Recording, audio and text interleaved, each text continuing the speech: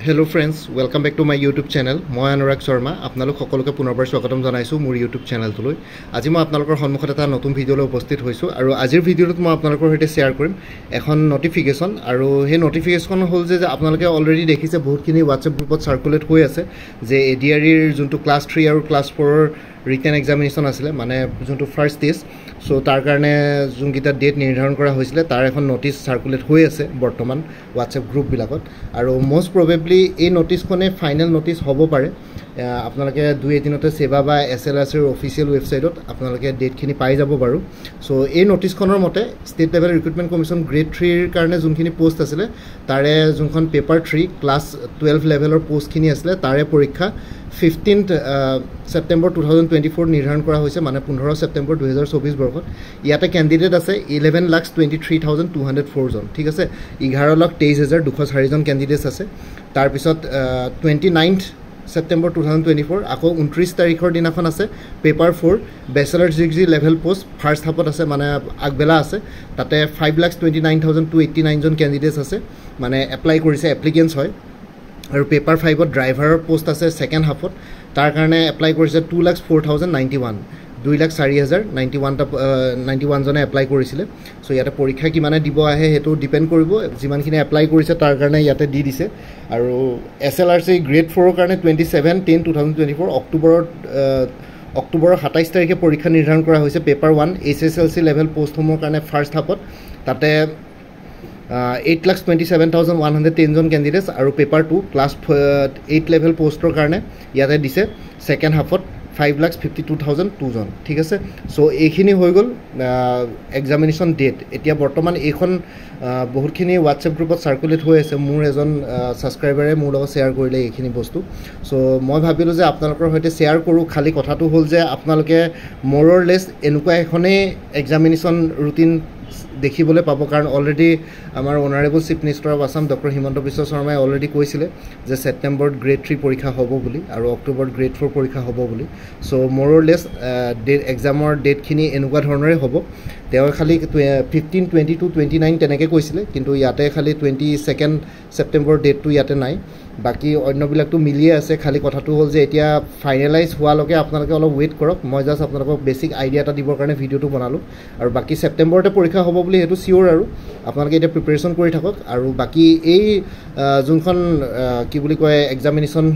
স্কেডুল আছে বা examination programme আছে এখন হুনকালে ষ্টেট লেভেল ৰিক্ৰুটমেন্ট কমিশনে SLRC সেবাৰ অফিচিয়েল ৱেবছাইটত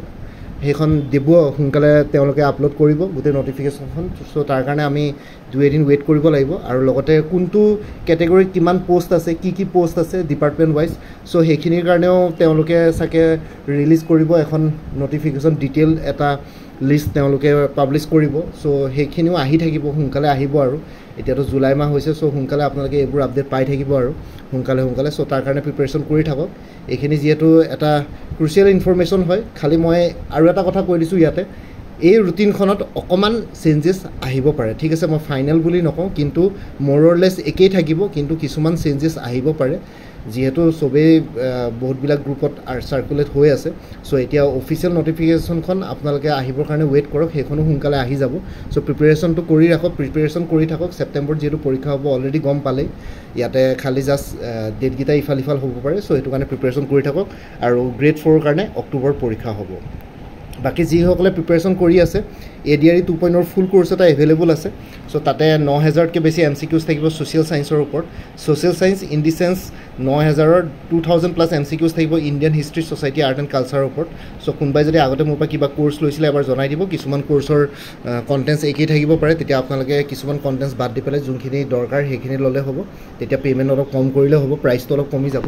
তাৰ পিছত আইগো 1700 প্লাস MCQs থাকিব ইন্ডিয়ান পলিটি কনস্টিটিউশনৰ ওপৰত 2000 প্লাস MCQs থাকিব জিওগ্ৰাফি ইকোলজি এনভাইৰনমেন্টৰ ওপৰত 1600 প্লাস MCQs থাকিব ইন্ডিয়ান ইকোনমিক্সৰ ওপৰত আৰু 2000 MCQs থাকিব অসমৰ ওপৰত গুটেবিলাক টপিকস কভাৰ হৈছে মানে Assam history art and culture geography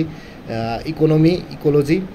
environment গোটেইখিনি বস্তু ইয়াতে কভাৰ হৈছে তাৰপিছত আহি গ'ল 2000+ MCQs থাকিব জেনেৰেল নলেজৰ ওপৰত গোটেইখিনি MCQ সলভ হয় কিছুমানত এক্সপ্লেনেশ্যনো আছে কাণ্ট্ৰিজ কেপিটেলছ কাৰেঞ্চিজ থাকিব 50+ MCQs থাকিব নৰ্থ ইষ্টাৰ্ণ ষ্টেটছৰ ওপৰত 320 MCQs থাকিব জেনেৰেল ছায়েন্সৰ ওপৰত 275+ MCQs থাকিব কম্পিউটাৰ নলেজৰ ওপৰত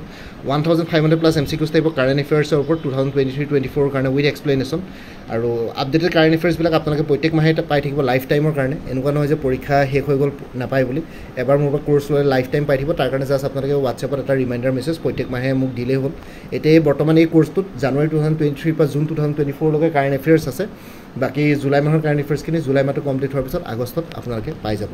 আৰু এখন হেণ্ড ৰিটেন নোটবুক আছে মেথছ এপ্টিটিউড ৰিজনিঙৰ ওপৰত তাতে step by step explanation formula গোটেইখিনি আছে 300+ সলভ MCQs আছে ইংলিছ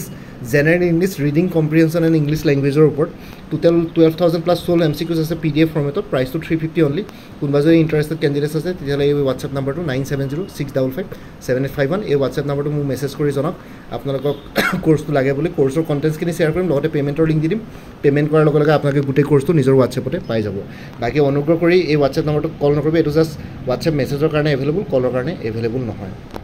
বাকি অন্য এভেইলেবল কোৰ্চেছবিলাক আছে APSC assistant accounts officer APDCL AGCলৰ কাৰণে ফুল কোৰ্ছ এভেইলেবল আছে জেনেৰেল ইংলিছ জেনেৰেল নলেজ আৰু মেথমেটিক্সৰ কাৰণে 400ত APSC ৰিচাৰ্চ এছিষ্টেণ্ট ফাইনেন্স ডিপাৰ্টমেণ্টৰ ফুল কোৰ্ছ এভেইলেবল আছে 400ত APSC CC প্ৰিলিমিনাৰী 2024-25ৰ কাৰণে ফুল কোৰ্ছ এভেইলেবল আছে 400ত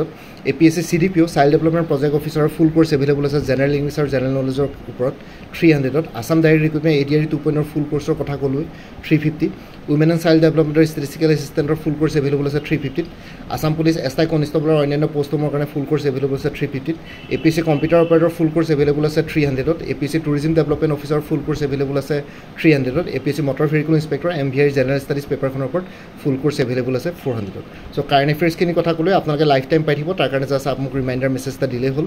আৰু কোনোবা যদি ইণ্টাৰেষ্টেড কেণ্ডিডেটছ আছে আৰু এবাৰ কৰিছোঁ এই হোৱাটছএপ নাম্বাৰটো মেছেজ কৰি জনাওক আপোনালোকক কোনটো কোৰ্ছ লাগে কোৰ্ছৰ কণ্টেণ্ট শ্বেয়াৰ কৰিম লগতে পে'মেণ্টৰ লিংক দিম পে'মেণ্ট কৰাৰ লগে লগে আপোনালোকে গোটেই কোৰ্ছটো নিজৰ হোৱাটছএপত পাই যাব বাকী এই ভিডিঅ' ডেছক্ৰিপশ্যন আৰু কমেণ্ট ছেকশ্যন চেক কৰক তাতে কোৰ্ছখিনিৰ ডিটেইলছ আৰু এবাৰ জনাই দিছোঁ এবাৰ কোৰ্ছখিনি চাই পেলাই মোক এই হোৱাটছএপ নাম্বাৰটো মোক মেছেজ কৰিব পাৰিব আৰু লগতে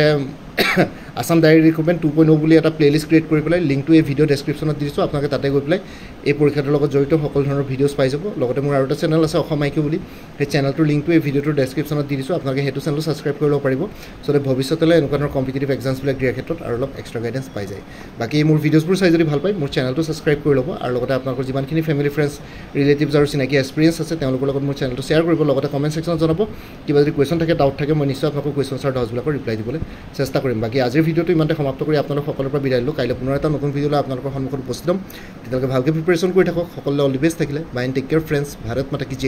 জয় আই অসম